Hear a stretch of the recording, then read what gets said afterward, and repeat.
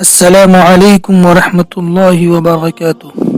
سامعین و ناظرین، حضرت جنید بغدادی اور بہلول رحمۃ اللہ علیہ کی گفتگو۔ ایک بار شیخ جنید بغدادی رحمۃ اللہ علیہ سفر کے ارادے سے بغداد روانہ ہوئے۔ حضرت شیخ کے کچھ مرید ساتھ تھے۔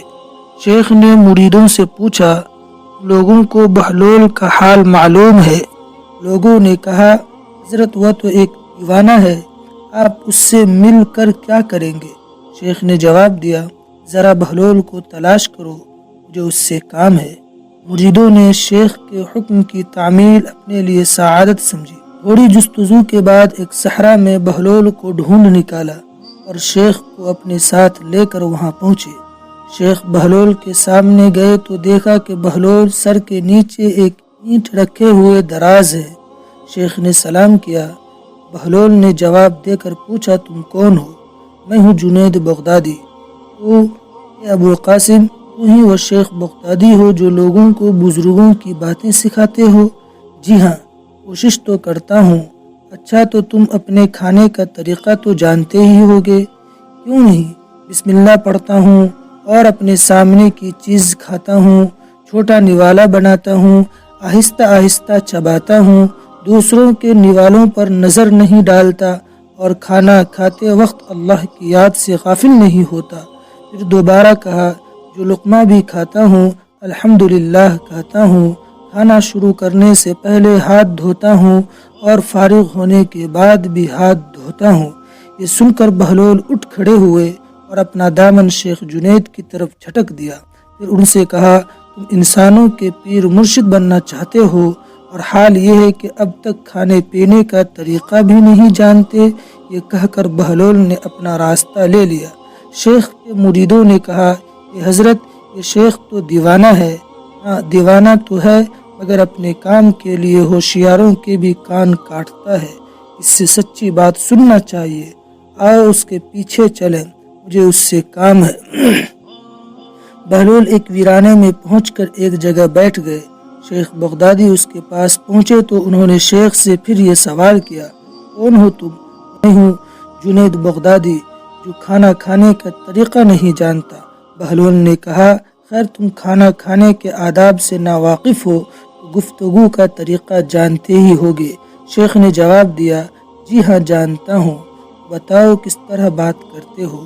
میں ہر بات ایک اندازے کے مطابق کرتا ہوں، بے موقع اور بے حساب نہیں بولے جاتا۔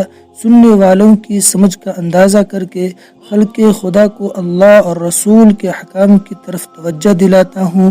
یہ خیال رکھتا ہوں کہ اتنی باتیں نہ کہوں کہ لوگ مجھ سے بیزار ہو جائے۔ باطنی اور ظاہری علوم کے نقطے نظر میں رکھتا ہوں، اس کے ساتھ گفتگو کے آداب سے متعلق کچھ اور باتیں بھی بیان کی۔ بہلول نے کہا، کھانا کھانے کے آداب تو ایک طرف ہے، میں تو بات کرنے کا ڈھنگ بھی نہیں آتا۔ پھر شیخ سے منہ پھیرا اور ایک طرف چل دیے۔ مریدوں سے خاموش نہ رہا گیا۔ انہوں نے کہا، اے حضرت یہ شیخ تو دیوانہ ہے، اب دیوانے سے بھلا کیا توقع رکھتے ہیں؟ بھائی مجھے تو اس سے کام ہے، تم لوگ نہیں سمجھ سکتے۔ اس کے بعد شیخ نے پھر بہلول کا پیچھا کیا۔ بہلول نے مڑ کر دیکھا اور کہا، تمہیں کھانا کھانے اور بات کرنے کے آداب نہیں معلوم ہے، سونے کا طریقہ تو تمہیں معلوم ہی ہوگا۔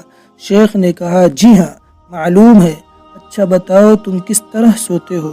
جب میں عشاء کی نماز اور درود و وظائف سے فارغ ہوتا ہوں تو سونے کے کمرے میں چلا جاتا ہوں۔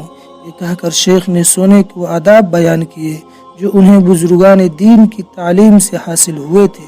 بہلول نے کہا، معلوم ہوا کہ تم سونے کے آداب بھی نہیں جانتے۔ یہ کہہ کر بہلول نے جانا چاہا تو حضرت جنید بغدادی نے ان کا دامن پکڑ لیا اور کہا، اے حضرت میں نہیں جانتا، اللہ کے واسطے تم مجھے سکھا دو۔ کچھ دیر بعد بہلول نے کہا، میاں یہ جتنی باتیں تم نے کہی سب بعد کی چیزیں ہیں، اصل بات مجھ سے سنو۔ کھانے کا اصل طریقہ یہ ہے کہ سب سے پہلے حلال کی روزی ہونی چاہیے۔ اگر غذا میں حرام کی ملاوٹ ہو جائے، جو آداب تم نے بیان کیے ان کے برتنے سے کوئی فائدہ نہ ہوگا اور دل روشن ہونے کے بجائے اور تاریک ہو جائے گا۔ شیخ جنید نے بے ساختہ کہا، جزاک اللہ خیر، اللہ تمہارا بھلا کرے۔